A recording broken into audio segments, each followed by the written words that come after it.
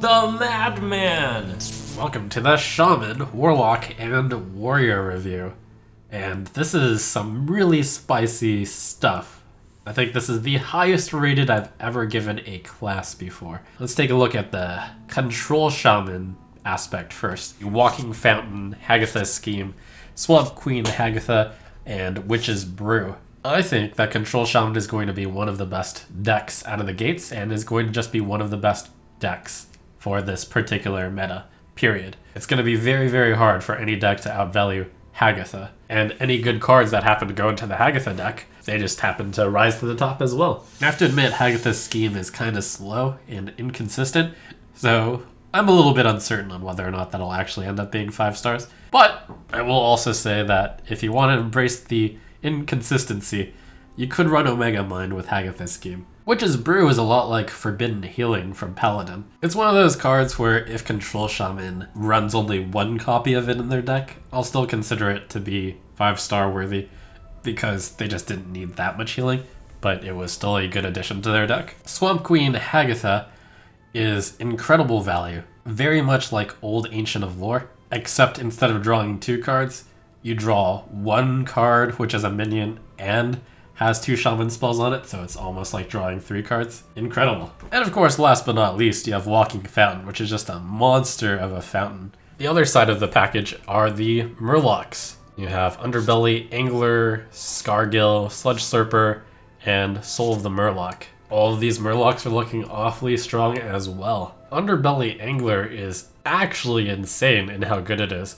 It fuels itself just like Gadgetzan Auctioneer, and it's a 2-mana 2/3. That's like absolutely disgusting. So obviously 5 stars. I could see Underbelly Angler being so good that perhaps it's used as just a card draw engine for control decks in the end, and it doesn't even require other Murlocs, because all you need is an Angler to go off on itself, and then like 1 random Murloc.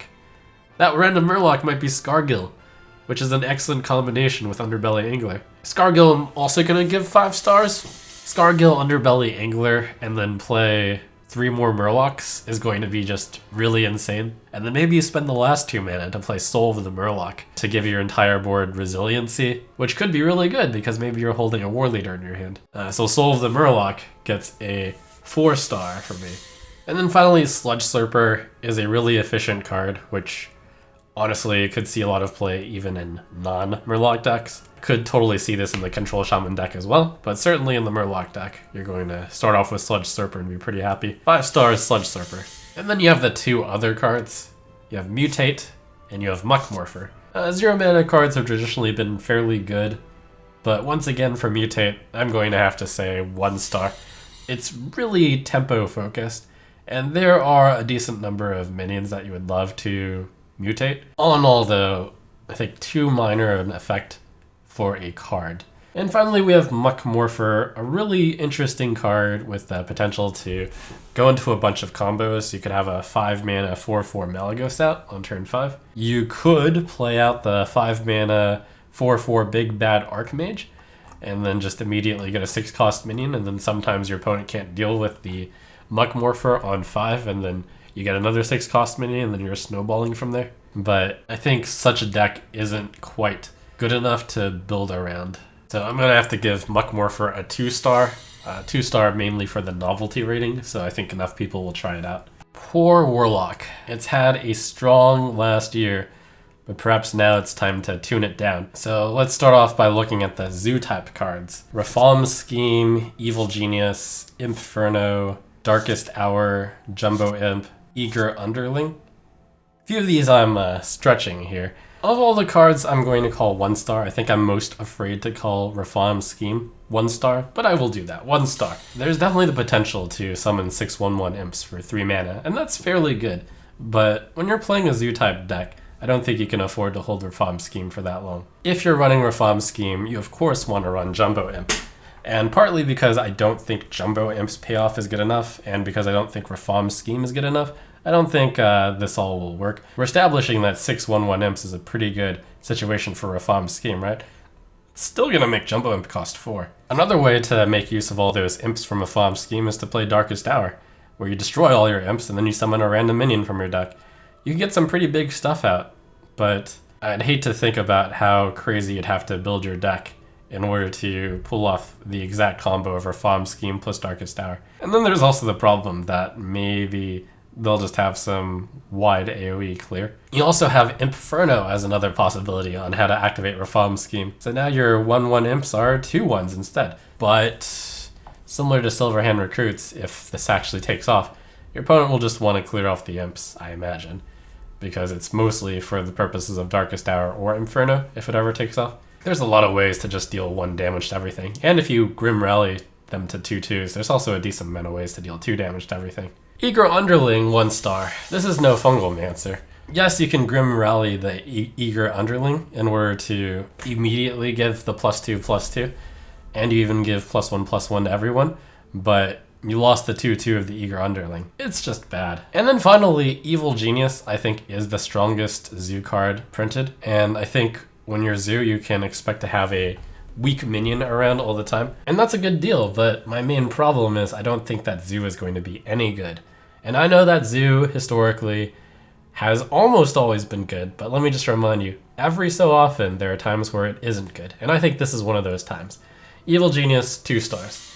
The card itself is good, and if someone manages to make a good Zoo deck, Evil Genius will definitely be in there, and I think the greatest likelihood of a Zoo-type deck would be the Egg-type deck, but I think such a deck is still just too weak. And then finally, you have Archvillain Reform for the Zoo-type cards. Archvillain Reform can make your Zoo deck viable in the late game. So that's cool. I expected to see play if Zoo sees play. And Archvillain Reform is going to be across a few different decks. It's also going to be in my Control-type deck. And now let's go into the Control-type cards of Aranci Broodmother and Archvillain Reform. Aranci Broodmother is a solid card in Control Warlocks, of which I'm going to generally dub Handblock right now. It's nice that you don't have to actually play this card to get the effect. You can just tap, and then sometimes you just randomly gain 4 health. That's pretty sweet. Even better, you don't necessarily have to play the 6 mana 4/6. You could just Archvillain Reform away the 6 mana 4/6. So Aranci Broodmother, 3 stars. I think the Handlock deck is going to be around tier 3. Archvillain Reform, also 3 stars. In the same deck, Archvillain Reform allows you to turn your answers into threats in the late game. And then finally, we have the weird stuff. Plot Twist, and you have Fellord Betrug. Plot Twist, 2 stars. There's a few different Plot Twist decks that are possible. You could just throw Plot Twist into your Handlock type deck, but I don't think you want to search for anything too specific in Handlock. Where Plot Twist shines is perhaps in one of 2 decks, one with Fellord Betrug, which I'm rating 1 star. Play Fellord Betrug and then play Plot Twist, and then you could draw a bunch of minions and summon them all onto the field with Rush. There's also the Plot Twist Augmented Elec Infinite combo, kind of like Dead Man's Hand, but that deck seems way too slow. I do see 2 main styles for Warlock potentially being successful. One is the good old Handlock of old, and you run all the Silence type cards that are good right now. Similar to Silence Priest, you run the Sunfury Protector and Defender of Argus, also as a more defensive style. But there is that other idea of where to take that direction.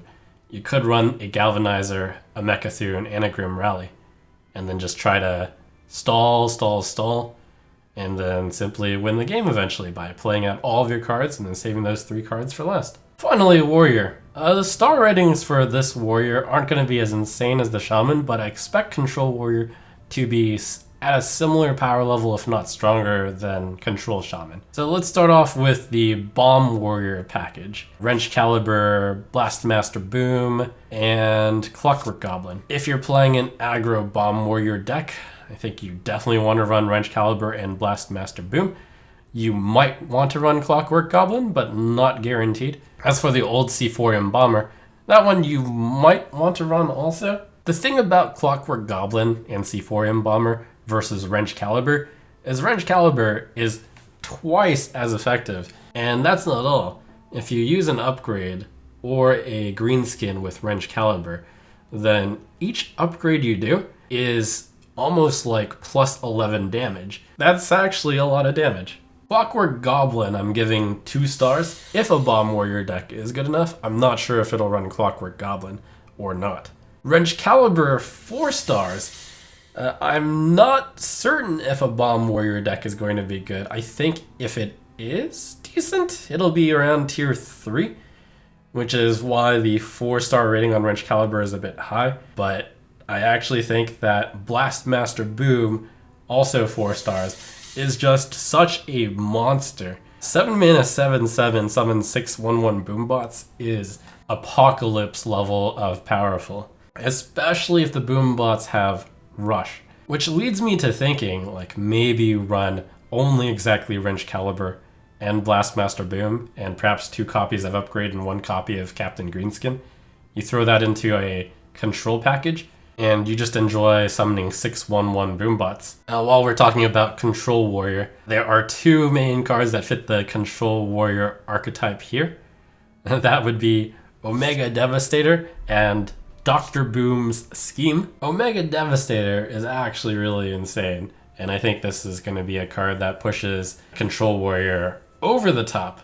5 stars there. Control Warrior already had a baseline extremely good arsenal, so adding a very powerful 4 mana 4/5, which in the late game deals 10 damage, is just insane. Omega Devastator sometimes can have Rush as well, because you'll have Dr. Boom Mad Genius out. Also combines well with Ziliax. You can just lifesteal for 7 after you magnetize Omega Devastator. We all know how laughable Dr. Boom's Scheme is, right? 4 mana, gain 1 armor. 1 star there. And another card that fits into the Control Warrior archetype is Vicious Scraphound. I think this card is far worse than Armorsmith, and hence should not really see play.